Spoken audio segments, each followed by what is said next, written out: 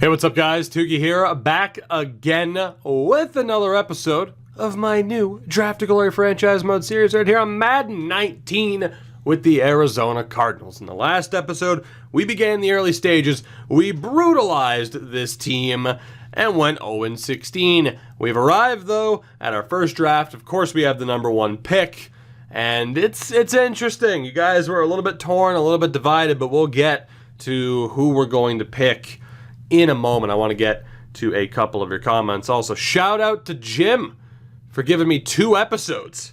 2 whole episodes in a series where it's going to take 7.5 years, technically, if you do the math, for us to draft 53 players to theoretically fill out a roster. Thank you for the 2 episodes, at least. To Josh Hoffner, I guess just in general, thank you for the support. Just wanted to say, Adama, this is going to be harder than you think.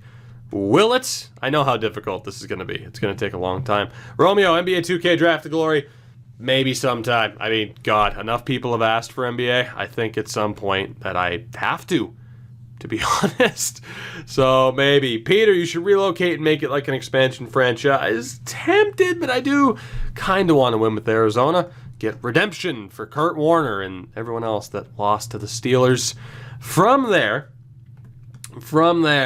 the majority of the comments, although if you think these loading screens are slow, you've never played Destiny 2.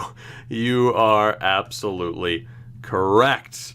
And when is this series coming out regularly? As far as the upload schedule goes, I'm trying to get it back on track. I mean, I've been uploading regularly, but as far as the blocks, we have the Vegas and Tranmere FIFA series. We have the Seals series on NHL and we also have the Hut series and the MLB Cincinnati Reds series. So every 3 days, ideally, is when this will be out. That said, the rest of your comments pretty much boiled it down to 3 players that we're going to be looking at. That's not to say that there wasn't support for someone like a Bram Chandler, that there wasn't support for a Bradley Rush of Villalobos, but when it comes down to it, there are 3 main players we're looking at here. It comes down to either Vaughn Holmes, Klon Wright, the linebacker out of Pitt, or Frank Ricard, the corner out of Oklahoma. And, this is a tough one. This is a tough one because all 3 players do, in fact, look like they're going to be ridiculous again. Ricard, I mean, he is everything I think you could ask for out of a corner. Maybe give him 2 extra inches in height and have him still have the same vert jump. And, my God, what more could you ask for? Same thing with Klon Wright, though. I mean, 23 years old, fast, strong, quick, just damn. Or, as was suggested, we build from the inside out with Vaughn Holmes, who could be the stalwart on this offensive line for the next decade plus. And I have to be honest, oh, God, I don't know who to take. That's the worst part, is I don't think we can necessarily go wrong with all 3 players. But that pressure is on. That pressure is on to deliver here with this first pick. It's a number 1 pick. We have to make this work. Oh, boy. Okay. Right. With the first pick of this draft, the Arizona Cardinals are going to select... Damn it. We are going to select who will hopefully be the foundation of this offense, whoever may join him for years to come. Vaughn Holmes, who is an 81. I'll take it. Again, not quite superstar or star development, but he's 21 years old. That development pattern can go up, and if I had to guess, probably will go up with him being an 81. He's 4th in true talent, so technically it is a reach. The big question is just how good are the guys that I passed up on, but we get, again, someone who is going to be a staple of this offensive line for years to come. Of course, whether or not we end up building more of a running game or a passing game, we don't yet know. It's going to be a while before we know. But Vaughn Holmes, that is the guy. The question is, who did we pass up on? Eric Bodine was a 79, so we made the right choice there. The Vikings take a 73. So, at the very least, I didn't fuck it up like the Vikings. So, thank you, Minnesota. Klon Wright was a 77. At the end of this draft, we will, of course, take a look at development patterns. Thibodeau was an 81 safety for Tampa. Del Greco was an 84. And here I was saying, I don't want to take a slot receiver, number 1. Maybe I should have. Larez Clayton, an 83 corner. The Titans get Ricard, who was an 80. Big question there will be development pattern. Same for Villalobos as an 80. Again, didn't like Villalobos, though, just with how short he was and having no jumping ability. A 79 corner. And you know what? We'll take a look here at the end of this. I just want to get to that second round pick. Let's see what we can do. I'll recap the draft at the end of it. For now, let's focus. And let's see who is still on the board here. Bram Chandler has fallen. Mid-first rounder, still available here, as is Thomas Brewer. Now, I don't think either guy will fall, but very interesting that Bram Chandler is still on the board. I don't like, though, that throw on the run is one of his top 3 attributes, whereas with Thomas Brewer, it's pretty well-rounded. Let's see who else is here. Bradley Rush is still there. Ooh. This is getting interesting. Very interesting. Bradley Rush, early first-round talent, still on the board. So we have 2 decent quarterbacks to potentially pick from. A potentially incredible running back. No wide receivers I'd probably want to take because I'm looking at first-round talent that's still hanging around for some reason. At least let's double check to make sure that there isn't anybody else. Hanson Walter, the defensive tackle, but 29 reps for a DT. No, thank you. Is there anybody else? All the top corners are gone. So that's the real question, but I want to double check second round talent. Or do we just outright go for a Brewer or a Rush, which, again, Bradley Rush ran a 4.6. It's not god-awful. But it was the fact that he wasn't the strongest running back, despite being a power back, that kind of put me off. But still, an early first-round guy. Then again, LeVar Beckham was a late first-round talent. Let me just double-check players who were projected to be here in the second round. So you have certain wideouts like Bennett Pinkston and Hassan Bell. Pinkston, at 5'10", ran a near 4.4. Can't really jump, not really all that agile. He would be a decent slot option for sure. And then Hassan Bell, not overly impressed by him either, but again, decent. I think it has to be Russia, the quarterback. It has to. Because odds are more players will fall. So just the big question is, do we go for Brewer or Chandler? I don't think either will fall to the third round, or do we take Bradley Rush and just hope that at 21 years old, he just turns into an absolute monster?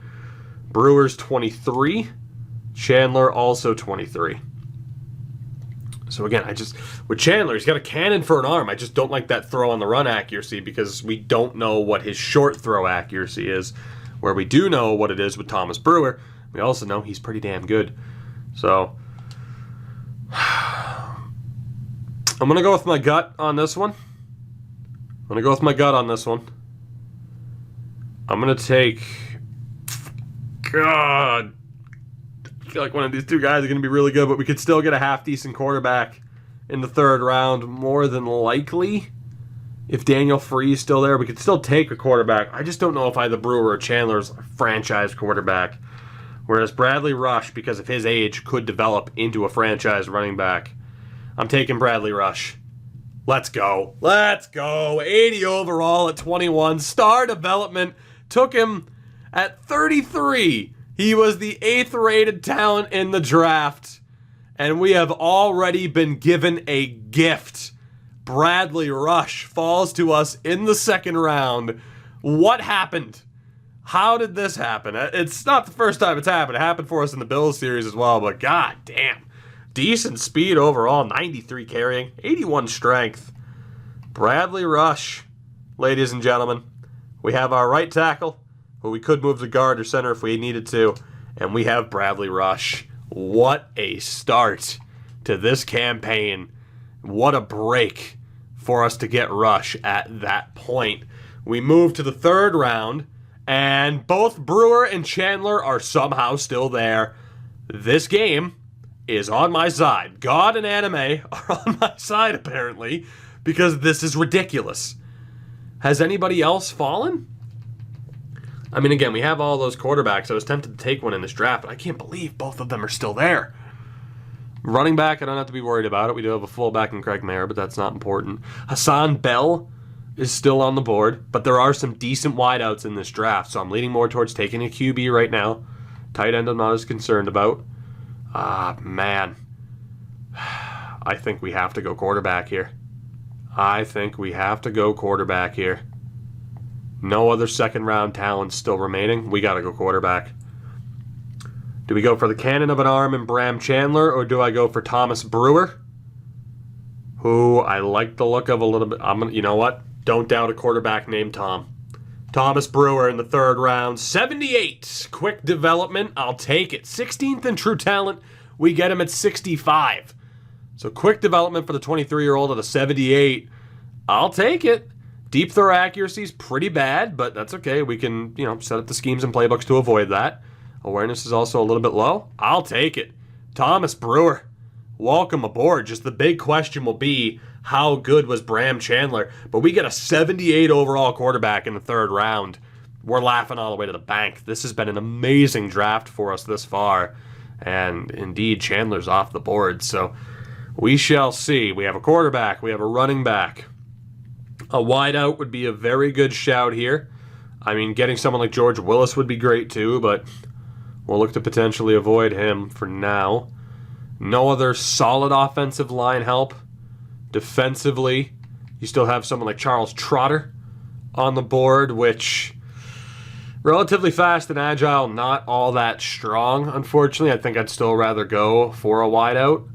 We also have a couple of corners. DJ Norman out of Pittsburgh. Not that agile. Decently fast. Decent vert. Still leaning wide receiver here. AC Dixon, pretty fast.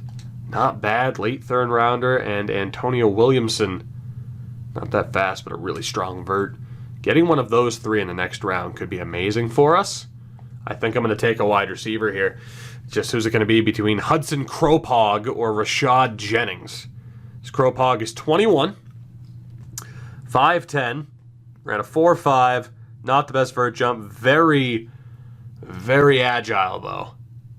But short route's not one of the things up there for him, but he's 21, so he could develop into it. And then Rashad Jennings at 24. Those combine results, man. He's not fast, he can't jump, he's not agile. He's got good hands, that's it. Maybe the type that you convert to tight end, but I'm not entirely sold. Between Teron Short from Maine, 6'6", and can jump. Hello. Might even be a tight end convert. So that could work. Gaithers is also looking, you know what? I think already we have better wideout options later on. That said, Jonell McDonald is not one of them. But between Short and Gaithers, I feel like those are the 2 best left. Jennings, I don't trust. So we could take Cropog, the 21-year-old, and hope that he develops. He does have decent speed, not amazing. Again, quarterback-wise, I'm going to keep an eye on Daniel Free. If he keeps dropping, odds are I won't take him because it wouldn't make any sense. Actually, I won't take him at all. It doesn't make any sense. Running back-wise, we could look at a safety net. Let's see here. Tight end-wise, probably won't take Clayton Carr. I just pinned him because we had the actual diamond down on him for information. Let's see. Who else could we go for here in the 4th round? Some good options, though. Wide receiver could work. Tight end could work. How good is George Willis? George Willis. Not the best jump in the world. He's okay. And Robinson, also okay. Should probably focus on other spots, though. So Marcus Spencer. Not all that strong for the 24-year-old, but decently agile. Can appreciate that. The 24-year-old, he's not going to have good development, but he's going to be okay starting off. He is the highest rated O-lineman left, at least in terms of talent level. Walker Mills as a defensive tackle, he's like, he could be a stopgap, but he's not even close to being a long-term solution. He's not strong enough. Charles Trotter, still there, which again, fast and agile.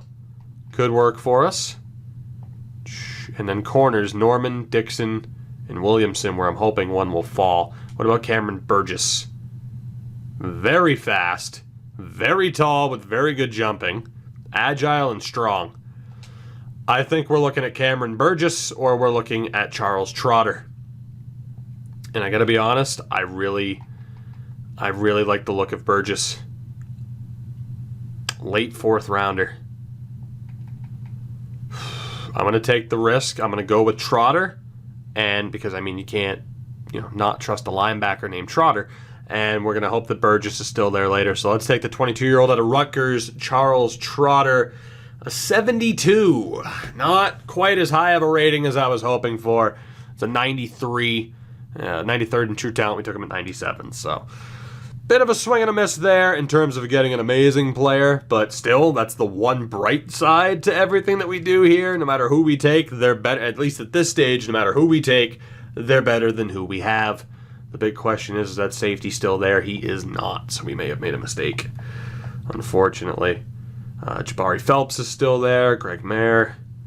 Stacey Gaithers is still there, who I'll probably take now because the other guy's off the board.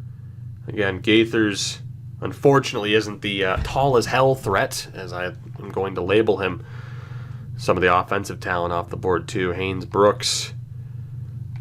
Oh boy, we don't have to take a wideout though.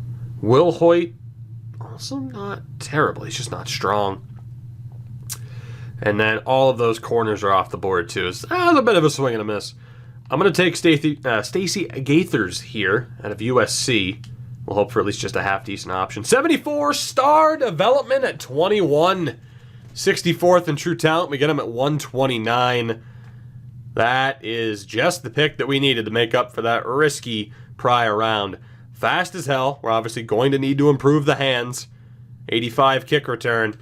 Stacey Gaithers, welcome to the team. We move to the 6th round. Let's see who else we can get here again. Anybody helps. That punter's still on the board. So I only have 3 players left that I had pinned, and they're all 2 punters and a kicker. So I think Casey Bradshaw might be the guy just to get a kicker onto the squad. Because in terms of available, there was not anything left that I was all that interested in. So I'm prioritizing a kicker over a punter, even though that punter is pretty highly rated, though. I'm going to actually take the punter, maybe. Casey Bradshaw, you better be a good overall if I take you, man, because Ebner is a generational punter. Henry, the one thing I'm thinking, though, is if I take the punter, if I take the kicker, then get one of the 2 punters. So Casey Bradshaw, we're going to take the kicker out of Kansas State. He is a 78 with star development at 22 years old. 22nd in true talent. We get him at 161. So we have our kicker for this series. Will we get our punter for this series, I suppose, is the next question. Are either of them still on the board? There we go. So we'll take Preston Ebner as well out of Oregon. And he is a 79 normal development. So there you go. Special teams, 11th, by the way, in true talent. Special teams, taken care of. Running back, taken care of. Offensive line sorted. We get a wideout who should be here for years. A quarterback.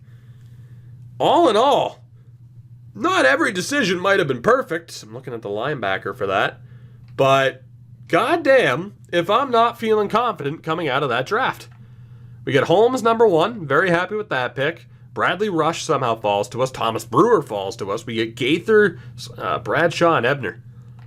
That is a damn fine start. Obviously, we'll hope to get the defense a little bit more love heading into that next draft. But yeah, let's take a look. Eric Bodine, quick development. Holmes was what? Also quick development, so I'm good with that.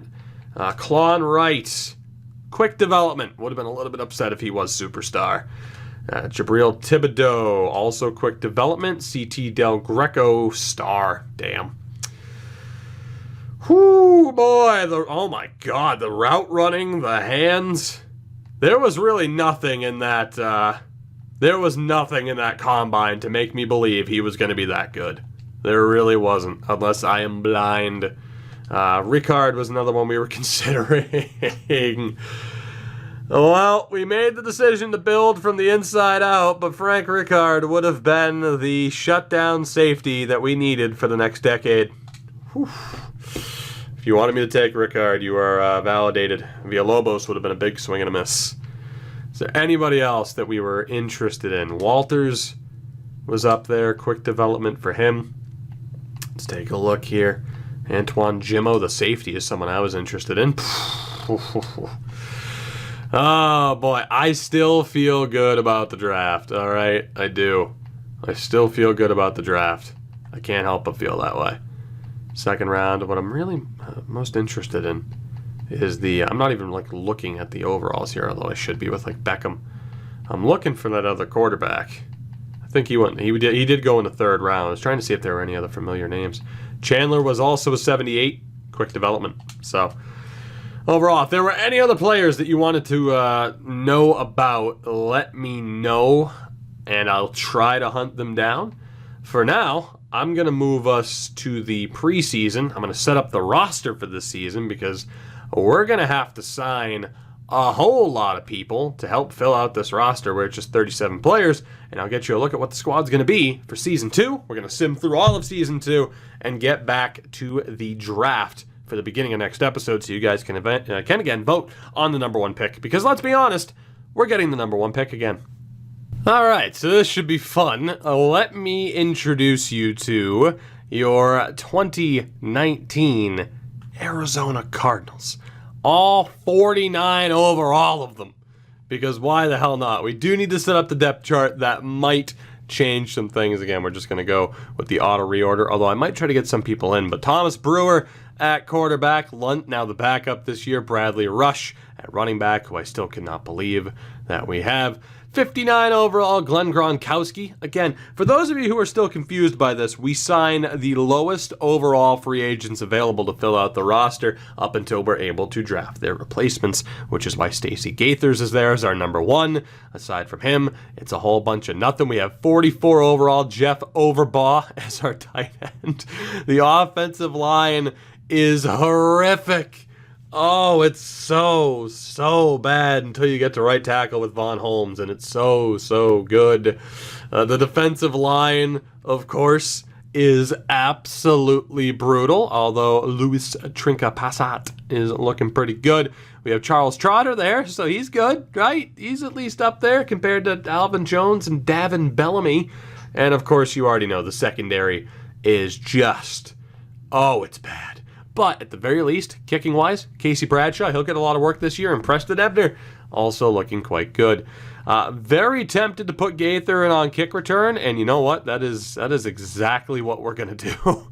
We might as well. If it risks injury to him, so be it. Just carry that ball like your life depends on it. We're going to run him into the ground, into the dirt over the next few years. Same thing with Bradley Rush. Just all the carries.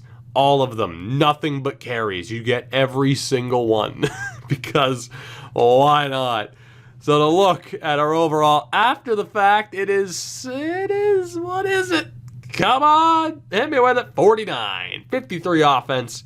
45 defense. Let's take a look at the schemes, shall we? We ran multiple zone run last year. We have a 78 invert power run. 82s under the West Coast offense. So we're going to go with West Coast power run because obviously that fits Rush's scheme. And then defensively, I mean, we ran the 4-6 last year, which, I mean, it doesn't even matter. We might as well, right? I mean, we could run the base 3-4, the multiple 3-4, But, yeah.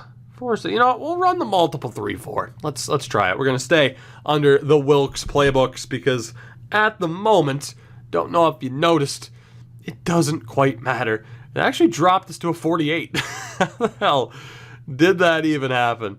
I cannot wait to see how bad we are this season.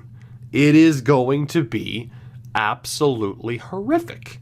I think what I'm going to do, again, because this takes a little bit longer to load, and I totally should have set this up as as an online franchise, even though, again, the whole, you can just get dropped from the servers mid-recording, scares the hell out of me. I will see you guys potentially mid-season, or if we at least get crucial upgrade points, which we didn't there. I think that's how I'll handle it. I'm going to sim through the year. If I get a crucial upgrade point to one of our key players, or there's an injury, please don't be to one of our guys, thank God. I'll update you. Otherwise, I'll see you guys at the end of the year. Find better players. Boy, EA, aren't I trying. Well, I was hoping to avoid this kind of update, but here we are. Bradley Rush is going to miss 3 weeks with the shoulder tear. So, yeah, that sucks. But I guess to update you on the record, we won a game. I'm just kidding. We're 0-3. We've gotten decimated thus far. He was our first injury. He also gets our first upgrade point, Bradley Rush.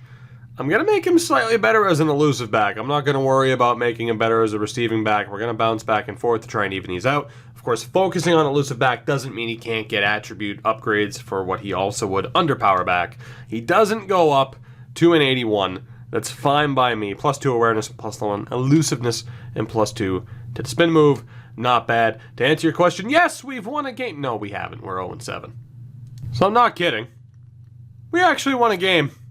We just beat the Minnesota Vikings 31-28. Now, admittedly, I'm not as surprised as I should be because this also happened when we did the test run on Twitch. Not a couple months ago. I was going to say not all that long ago. We just beat the Vikings. We are now 1-8. That is our first win.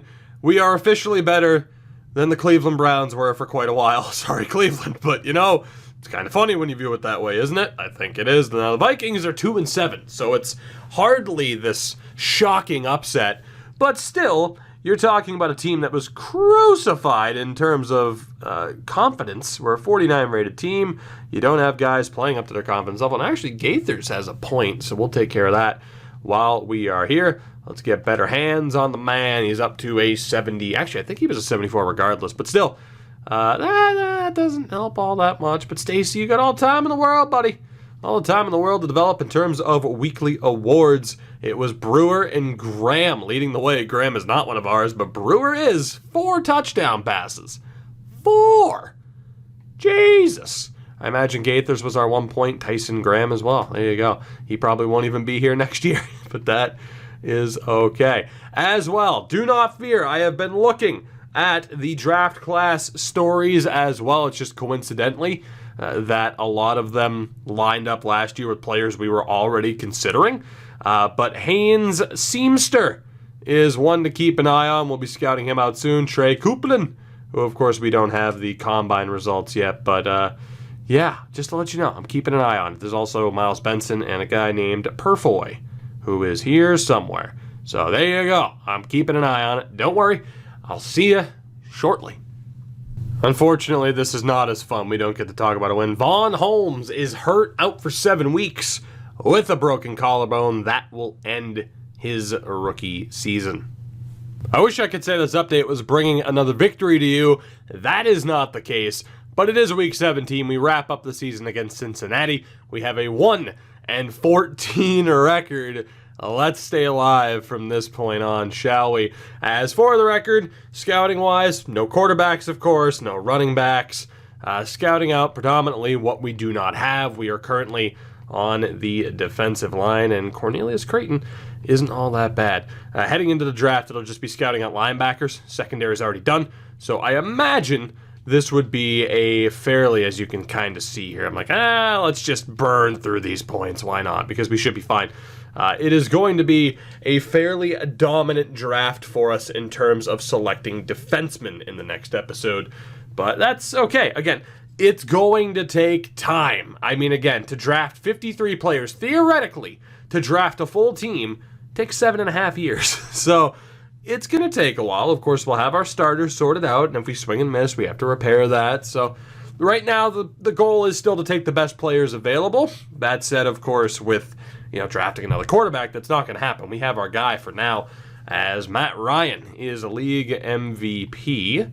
Let's take a look at Coach of the Year, Sean McVay. AFC Offensive Player of the Year here. We're just going to go ahead and scroll through this relatively quickly, as this is not relevant information to us. The one thing that is somewhat relevant, I suppose, would be the rookies and everything. Let's take a look at the NFC. So Matt Ryan was up there. Unfortunately, no rookie option and no defensive options. Offensive Rookie of the Year, though, Thomas Brewer. There you go. Bradley Rush, despite missing a couple of weeks, too, finishes second, and Gaither's in fifth. Very intrigued at their stats this year, but there you go. Rookie of the Year, Thomas Brewer, and we have the Defensive Rookie of the Year, Charles Trotter. Good stuff. Good stuff. No complaints. Best quarterback, did you have any votes? You didn't. Best running back, did we have any votes? We didn't. Best wide receiver, we didn't. Offensive line, we did not. Best defensive line, there's no way in hell. Best linebacker, nope. Defensive, nope. Kicker? Ugh. Okay, well, that's kind of disappointing, but that is what it is. So, again, Offensive Rookie of the Year. So I'll take it. Let's take a look at any upgrade points. There we go. Brewer. What do we got? Let's make you better in terms of, let's go strong arm. Again, I'd like to sort it out. I don't like to boost somebody up just off of their best attribute, because they end up getting points in every attribute anyway. So it's just the way I'm going to handle it. If it bothers you, I'm sorry, but it's a proven formula for me, at least. So I'm going to stick with it, as we'll just upgrade Chris Jones. Doesn't matter. He is not a relevant player to us. We do, I believe. No, staff-wise, we're still good. Sweet. Signed a bunch of practice squad guys. Let's take a look at everything, shall we? As the NFL's best were the Rams, and we, of course, were dead last. A quick look at the divisions. Browns and Bengals. You have the Jags and Texans. Patriots out of the AFC East. And the Chiefs. Three-way tie at 8-8. The Chiefs make it out of the AFC West. You have the Bears, Falcons, Cowboys, Redskins, Rams, and Niners in the playoffs. So there you go. Let's get a look at some of the stats, particularly our own. I think those are the more interesting ones, don't you? So in terms of total offensive yards, we had the fewest in the league. Defensively, in terms of total yards allowed, we had the most in the league. Again, to the surprise of absolutely nobody. In terms of player stats, Brewer finished over 3,500 yards, 14 touchdowns, 14 picks, 52% completion. Rushing-wise, Bradley, 700 yards on the season with 2 touchdowns. Receiving-wise, Gaither, 738 yards, 4 touchdowns on 50 receptions. Blocking-wise, Holmes allowed 11 sacks in his rookie year, probably not ideal. And defensively, Trotter, 125 tackles. Kicking-wise, you had Bradshaw, 10 of 18. He did not get as much work as I would have thought, but on the bright side, he never missed an extra point. Ebner punted the ball a lot. A lot is the correct answer. And really, I think that's it. Let me know if I'm missing anything in terms of recapping. I wouldn't be surprised if I am, but that's pretty much all we have to attend to. Let's move on. Again, the goal is to get a setup for the draft, give you guys an opportunity to yet again let me know who we should take with that first pick. I want your input in the early stages of this series, as we will take a look at the news again. And let's take a look at ye old draft stories. Okay, so here's the thing. I can't hide the fact that Del Greco won the Heisman last year, and I missed it, and then he ended up being an 84. However, I don't think we would have taken him anyway, because again, off of his combine, there was no way to know he was going to be that good, so I didn't bring it up. I'm sorry. I'm sorry, but again, Coupland I mentioned, and the Heisman winner this year is Rashard Anderson. We're not going to be taking a running back. So there you go. We don't have to worry about that. But Trey Copeland, it's not Copeland, it's Copeland, but I want to call him Copeland because it sounds funny. Copeland's on the list, like I said, Purifoy, Haynes, Seamster, and Miles Benson. 3 out of 4 are confirmed as defensive players. I actually don't know where Purifoy is. So we'll keep an eye on that situation in terms of the draft stories and who might be worth taking, especially with us maybe looking to boost things up defensively. Falcons and Patriots in the Super Bowl. Well, we know how that's going to end. In terms of NFC Pro Bowl appearances, yeah, we got nobody is the correct answer. Did we at least get a kicker somehow, some way? Please? No. Booker, the number 1 kick returner. So Patriots and Falcons in the Super Bowl. Let's see how they got there. I want to see the journey to the Super Bowl for both of them. So in the wild card, you had the Jags over the Bengals, the Falcons over the Niners, Texans over the Chiefs, and the Bears over the Redskins. In the divisional round, you had the Patriots beating the Texans, the Rams beating the Bears, Jacksonville over Cleveland, who made the playoffs for the second year in a row. Again, this is not a fantasy draft. And you had Atlanta sneaking by Dallas. It was the Patriots over the Jags by a field goal, and the Rams end up blowing it at home, losing to the Falcons. Patriots and Falcons again. Force win home. I want to. Oh, boy. Then I could really be like Roger Goodell in the NFL and fix everything for the Patriots, right? Right? Yeah. Press A to deflate football, allegedly. Oh, boy. Let's see. Let's see. Scouting, and then we'll get to Da Super Owl. The Superb. Let's call it the Superb. We are on defensive tackle. There we go. Let's go ahead and burn through some points. I just noticed it was 2 in a row. Yep, that was a waste. Sorry, that was a waste. We are going to switch to linebackers, though. We'll be able to scout out the top linebackers that we can. And unfortunately, as mentioned, Mr. Wilkes, we can't fire. Okay, well, we can still scout linebackers. We're not going to get the discount. In terms of, extra points, we'll say, not looking good in terms of being able to, get the extra points for scouting and everything. That's just not going to happen because we are simply not earning enough XP. Let's see if the Patriots can beat the Falcons in the Super Bowl again. Don't break my heart. Say you love me forever. Please, win this. Please. I'm begging you. Oh, God in heaven. Well, the memes. Oh, boy. Well, congrats, Atlanta. You won like you should have. We're not going to be bringing back anybody onto this roster. We will let them all walk, and we will fill out the team at the beginning of next season. So let's go ahead and really just handle the scouting. We'll see what the free agent signings are, and then we're right at the draft. We'll get a look at the board and see what players we should be looking at here. Again, the slightly extra long loading time brings me back to the goddamn PS2 days, I tell you. Not a big fan is the point. But you know what? We'll get through it. We might have to rely on a few more jump cuts in this series, more than anything. Now might be an excellent time for jump cuts, and that could save us about 2 or 3 minutes because this part takes forever. But we'll be fine. Combine stats are out. What we need to concern ourselves with is scouting linebackers. And the good thing is there's a shortage of lefties. Not a shortage of middle linebackers, though. We're going to make sure we just go round by round, and we'll handle it that way. So let's move on to week 3 of free agency. It'll be intrigued to see who's on the free agent list, who signed in general.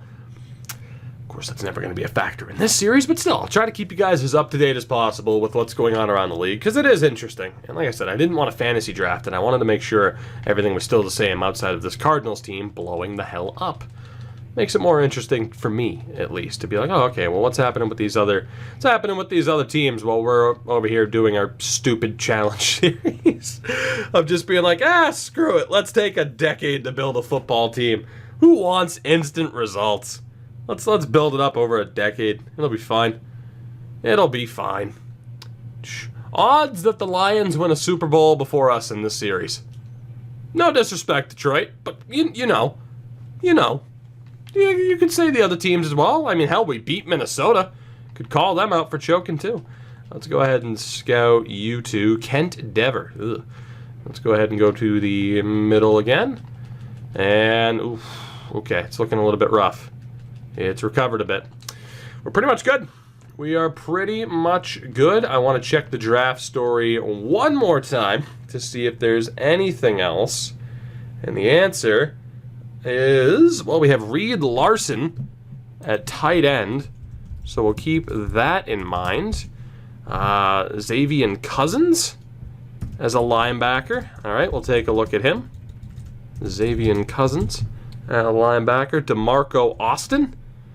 Not sure where he's playing. We'll have him in the boom category for now.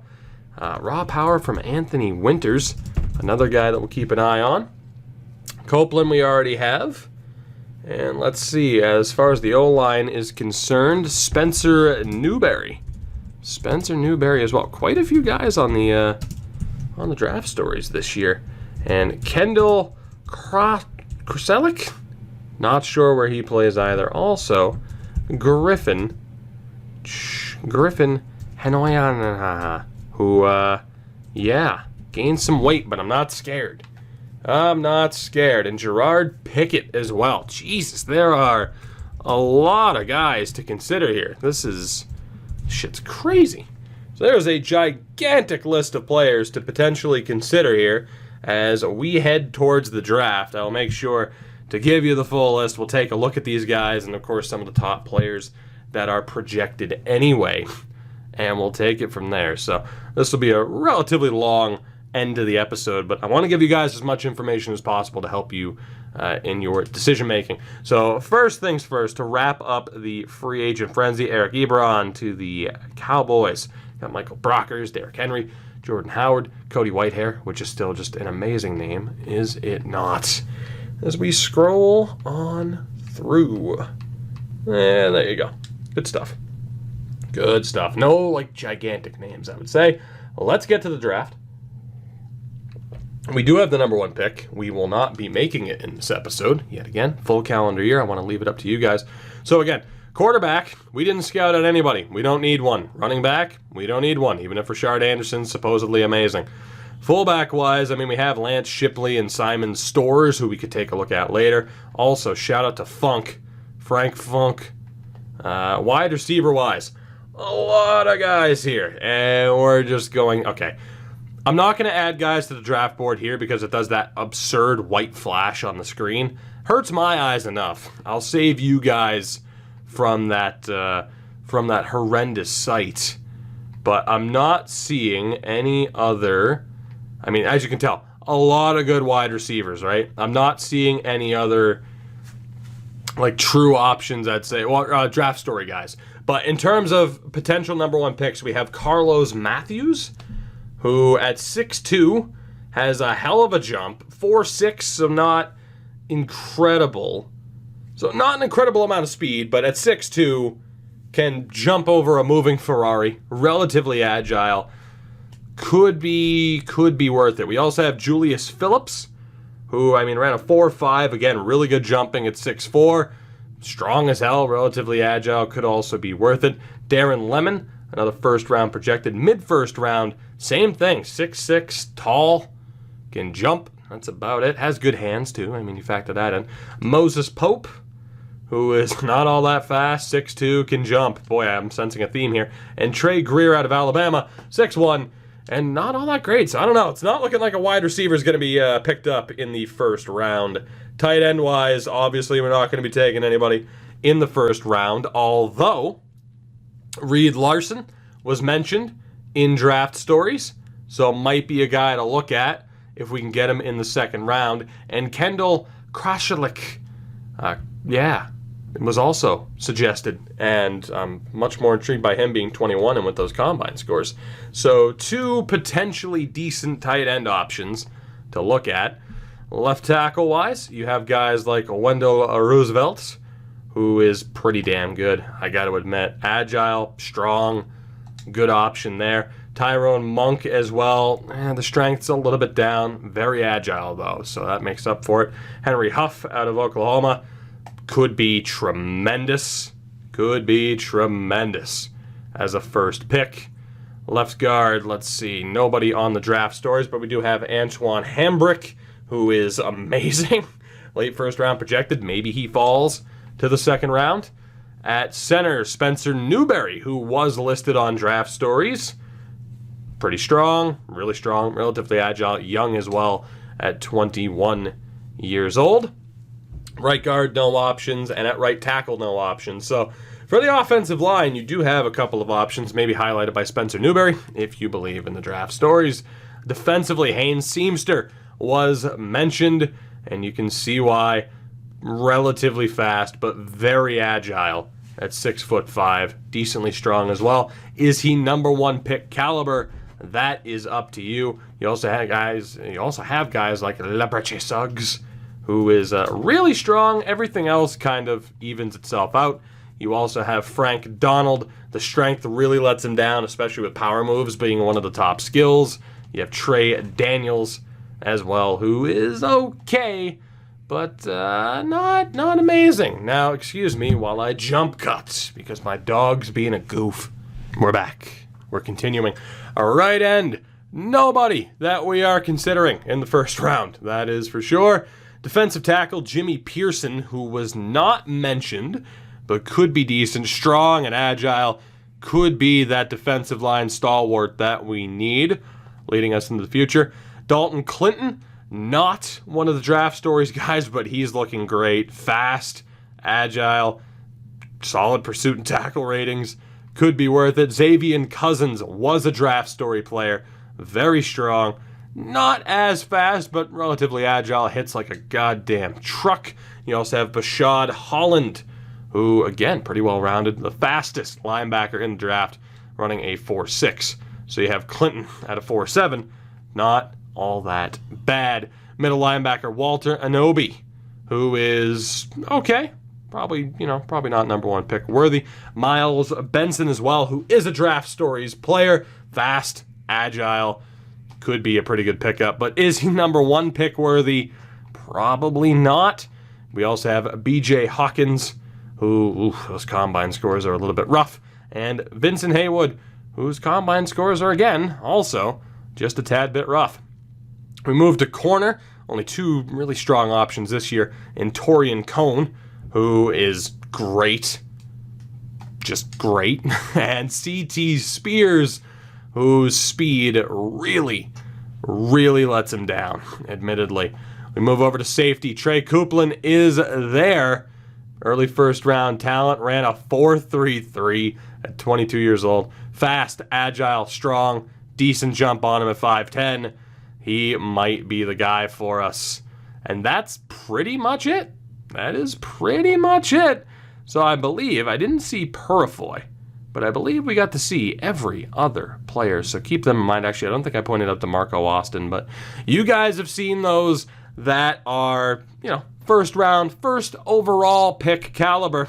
But I'm going to leave it up to you. There's far too many players to add in terms of a poll, but I want to know in the comments down below, who should our number one pick be? Again, we have a quarterback, a running back, right tackle. We drafted a wide receiver. We could use another one. And obviously, the defense needs massive improvements. But again, taking the best player available right now, still quite crucial, but also having a plan can be very beneficial. If you see a comment that you agree with, make sure to give it a thumbs up as well. The most popular comments are the ones that I'm going to be heavily looking at, although I do factor in all of them. That'll do it for this one. Overall, my opinion, a successful episode. A solid draft to kick things off. We won our first game. Things are looking up for our 17-man roster. With Rush, Holmes, Ebner, Bradshaw, Brewer, Gaithers, and Trotter, and screw everybody else. They don't matter. That'll do it again. Thank you, guys. I will see you in the next one. Until then, goodbye.